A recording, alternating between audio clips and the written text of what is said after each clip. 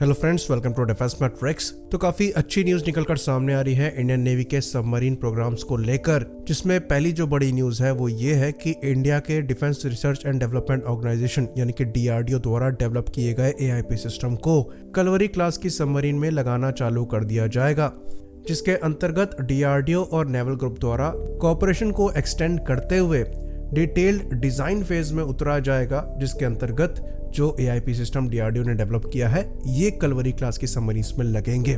तो इस AIP system को डेवलप किया है DRDO की lab naval materials research laboratory ने, जिसे NMRL भी कहा जाता है।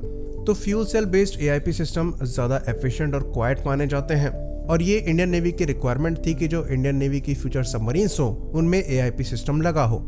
बेसिकली AIP सिस्टम का मतलब है एयर इंडिपेंडेंट प्रोपल्शन, और ये क्या करता है, ये बिना एडिशनल ऑक्सीजन के इलेक्ट्रिसिटी को जनरेट करता है, जो कि डीजल इलेक्ट्रिक सबमरीन को ज्यादा समय तक ऑपरेट करने की सहूलियत प्रोवाइड कराते हैं। तो जो एंड्योरेंस होता है डीजल इलेक्ट्रिक सबमरीन का, ये उन्हें एक्सटेंड कर देता है। तो डीजल इलेक्ट्रिक सबमरीन्स बैटरीज पर ही चलती हैं, और इन बैटरीज को चार्ज करने के लिए इनको सरफेस पर आना पड़ता है, जहां पर जनरेटर्स को चलाया जाता है बैटरीज को चार्ज करने के लिए। और जब तक सबमरीन पानी की सतह के ऊपर होती है तब तक उसे खतरा रहता है। तो AIP सिस्टम की मदद से एंड्योरेंस बढ़ जाता है, तो सबमरीन ज्यादा समय तक पानी के नीचे रह सकती है और इफेक्टिव बनी रह सकती है। तो diesel electric submarines actually nuclear part submarine से भी ज्यादा साइलेंट मानी जाती हैं। तो भले ही यहाँ पर रेंज रिस्ट्रिक्शंस हो, पर कोस्टल डिफेंस में ये सबमरीन काफी ज्यादा घातक होती हैं और इनको डिटेक्ट कर पाना काफी ज्यादा मुश्किल होता है। तो AIP सिस्टम्स मॉडर्न सबमरीन्स के लिए काफी ज्यादा इंपॉर्टेंट है। तो ये जो AIP सिस्टम DRDO की NMRL के द्वारा डेवलप किया गया है, इसका जो लैंड बेस्ड प्रोटोटाइप है, इसने अपने सारे टेस्ट सक्सेसफुली पूरे कर लिए हैं।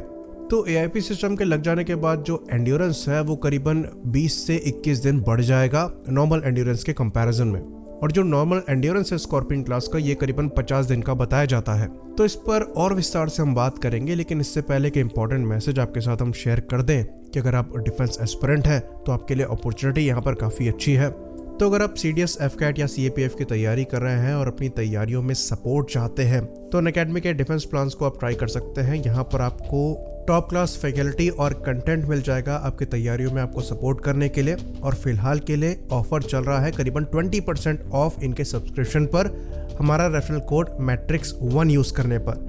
ये बात हम आपको बता दें, यहाँ पर याद रखिएगा रेफरल कोड मैट्रिक्स1 है, मैट्रिक्स10 नहीं है। तो आप प्लस और आइकॉनिक कोई भी सब्सक्रिप्शन ले सकते हैं।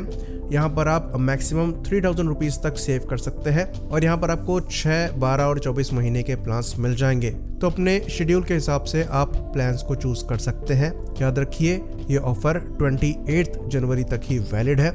हमारा रेफरल कोड मैट्रिक्स1 यूज करना पड़ेगा। तो यहाँ पर जो रेट लिस्ट है आपकी स्क्रीन पर है, आप पॉज करके चेक कर सकते हैं। बाकी लिंक्स आपको डिस्क्रिप्शन में मिल जाएंगे। तो आपकी तैयारियों के लिए बेस्ट ऑफ लक। तो वापस आते हैं अपने टॉपिक पर और बात करते हैं AIP सिस्टम की। तो ये चीज़ हम बता चुके हैं कि जो NMRL का AIP सिस्टम है, इसको सक्सेसफुली टेस्ट किया जा चुका है लैंड बेस्ड प्रोटोटाइप से। अब जो काम होगा वो ये होगा कि NMRL नेवल ग्रुप के साथ काम करेगी इस सिस्टम को सबमरीन में इंटीग्रेट करने के लिए, जिसके लिए जो स्टडीज है ये चलेंगी। डिजाइन में चेंजेस को स्टडी किया जाएगा और उसके हिसाब से बेस्ट सुटेबल इंटीग्रेशन प्लान को यहाँ पर एग्जीक्यूट किया जाएगा।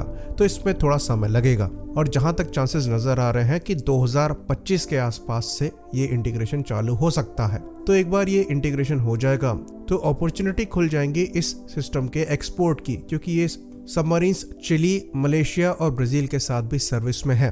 और अगर हम इंडिया की 6 सबमरीन्स को हटा दें तो बाकी कंट्रीज की सबमरीन मिला के करीबन 8 सबमरीन्स और हैं जो हम इंटीग्रेट कर सकते हैं इंडियन AIP सिस्टम के साथ। बाकी ये भी न्यूज निकलकर सामने आ रही है कि इंडियन नेवी अच्छा खासा इंटरेस्ट शो कर रही है एडिशनल 3 स्कॉर्पियन के ऑर्डर देने के लिए, जिसके बाद जो टोटल स्कॉर्पियन के नंबर है ये बढ़कर 9 हो जाएंगे।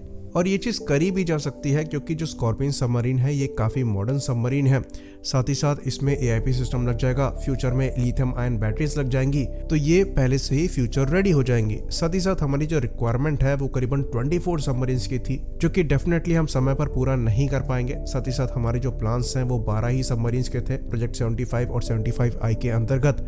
तो अगर ये 75I के अलावा 3 और सबमरीन्स आती हैं तब भी हम अपने टारगेट से करीबन 9 सबमरीन्स पीछे ही होंगे। तो ये बात हम आपको बता दें कि हमारा टारगेट था 24 सबमरीन बाय 2030 और हम उस नंबर का आधा भी अचीव नहीं कर पाएंगे 2030 तक। तो ये नंबर अगर 3 के बजाय 6 भी चले जाते हैं तब भी हम अपनी रिक्वायरमेंट से नीचे ही रहेंगे।